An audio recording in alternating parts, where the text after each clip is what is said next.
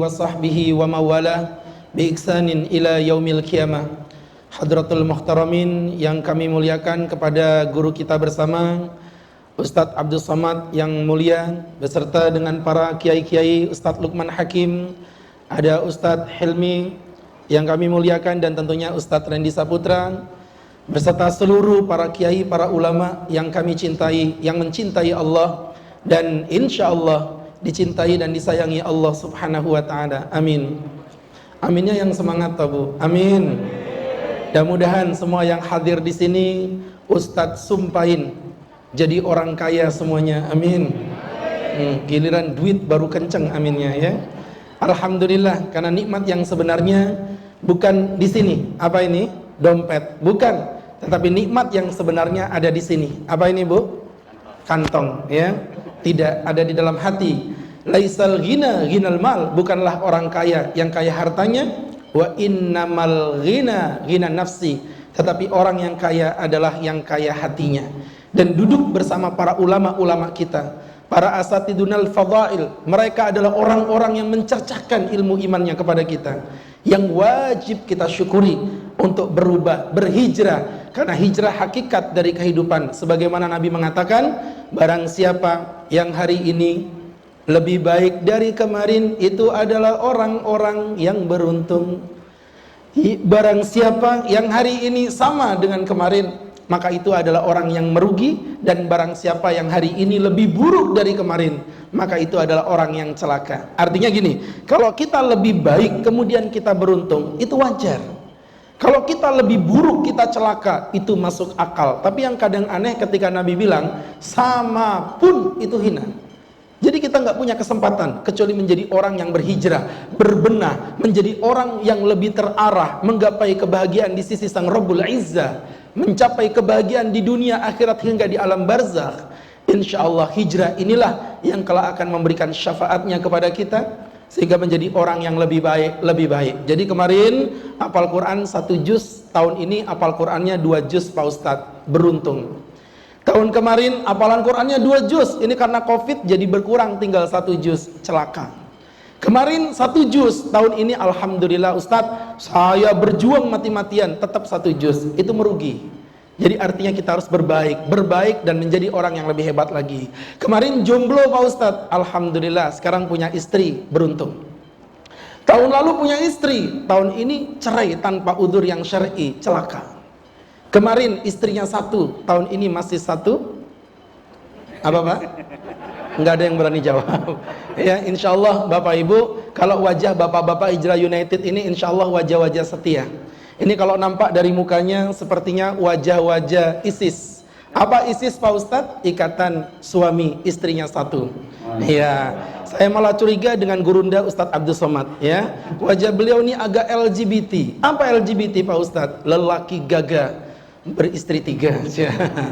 Ustadz Agus apa? Nggak usah banyak ngomong. ISIS apa LGBT? Kalau saya nggak dua-duanya. Nggak ISIS, nggak LGBT. Terus Ustadz, saya lebih suka racun sianida. Apa sianida? Selalu siap menikahi janda muda. Ya, yang muda, jangan senyum-senyum Ibu. Saya nggak terima yang tua. Ya. Jadi Bapak Ibu yang berbahagia, hadirin yang dirahmati Allah, itu konsep hijrah. Makanya berubah, dan berubah. Rasulullah bersabda, al-muhajir, orang yang berhijrah itu kata Nabi, man hajara, orang yang berani bergeser, mimma nahallahu anhu, dari apa yang Allah larang darinya. Nah, dalam konsep hijrah ini ada beberapa poin yang kita sering lupakan, sehingga hijrah kita menjadi hijrah yang gagal. Dalam kesempatan yang sangat sempit ini, ya, Ustadz ingin menjelaskan, ada namanya hijrah minimalis. Minimalis apa Tat? Hijrahnya minim banget dalam 3 perkara. Jadi cuma 3, karena saya di sampingnya pembawa acara, saya udah digeser-geser, Pak Ustadz jangan lama-lama. Pokoknya ikan sepat, ikan gabus, makin cepat makin bagus. Ikan bandeng, ikan gabus, yang paling ganteng Ustadz. Baik, terima kasih Bapak Ibu ya. Jadi teman-teman yang berbahagia, ada 3 poin agar hijrah kita tidak menjadi hijrah yang gagal. Hijrah minimalis. Yang pertama adalah minim dalam niat. Luruskan niatmu. Nabi bersabda, la hijrata ba'dal fath, tidak ada hijrah setelah terbukanya kota Makkah, walakin jihadun wa niyah. Yang tersisa hanyalah jihad dan niat di dalam hati kita. Jihad adalah upaya ikhtiar yang maksimal. Tadi cerita Ustadz Randy, Masya Allah, membuat saya terenyuh. Itulah arti dari sebuah jihad yang sesungguhnya. Kemudian ditambah dengan niat konsep berubah untuk berbenah menjadi orang yang lebih baik. Jadi ada tekad, ada ikhtiar. Jangan cuma tekad doang tapi nggak pakai ikhtiar. Ya, maka berangkat dari situ. Kenapa kita harus punya niat yang kuat, Pak Ustadz? Alasannya ada dua. Yang pertama, niat sebagai alamat untuk kita beribadah. Maka sekecil apapun niat kita, insya Allah jadi pahala. Jangan ngomong kayak tadi Ustadz Lukman sampaikan berbagi beras. Itu sampah antum ambil, itu hijrah, pahala. Antum keluar ada batu, takut motor kepleset, antum ambil, pahala. Sampai depan hotel Platinum, mobilnya laju-laju, ada nenek-nenek mau nyebrang. Ayo nek, saya seberangin. Enggak usah cu, ayo nek, jangan cu, ayo, semangat neneknya diseberangin. Sampai depan seberangan kata neneknya, cu, ini ngerepotin. Nenek, warga Hijrah United 2020 tidak pernah mengenal kata ngerepotin, ikhlas. Kata Pak Ustadz begitu, luar biasa. Kata neneknya, cu, bukan ngerepotin begitu, tapi kamu yang ngerepotin nenek.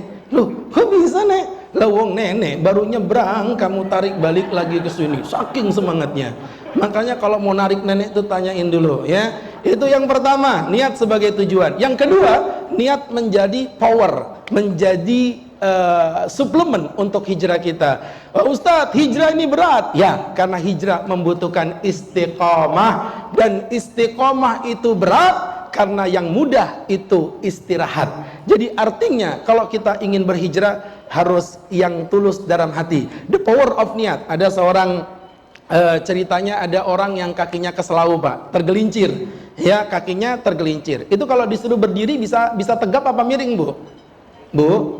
Tegap apa miring? Miring. Disuruh lari bisa nggak dia? Nggak bisa. Dikejar anjing bisa lari nggak?